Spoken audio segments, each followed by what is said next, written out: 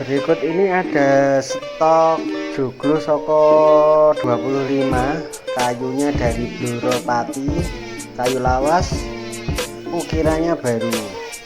Nah, ini sudah diberdirikan di Jogja, bisa dicek, ini sokonya 25. Kemudian tumpang sari luarnya itu 5 besar-besar, lain dari biasanya, ini langka. Kemudian soko tengahnya 9, jadi ini sampurno, cocok untuk joglo rumah. Kalau misalnya untuk resto nanti kita ubah tumpang sarinya.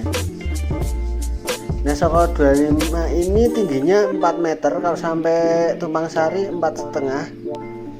Itu nanti belum termasuk umpak, kalau ada umpak nanti lebih tinggi lagi. Soko pinggirnya 12 dengan lebar mukanya 10, lebar sampingnya 8 meter, jadi total sama tritisannya itu 12 kali 10 meter. Ini siap diinstal ke tempat jenengan semua yang menginginkan. Untuk usuknya sendiri 6 kali 8, jadi besar-besar, terus dibikin Satria Pinayungan, top pokoknya.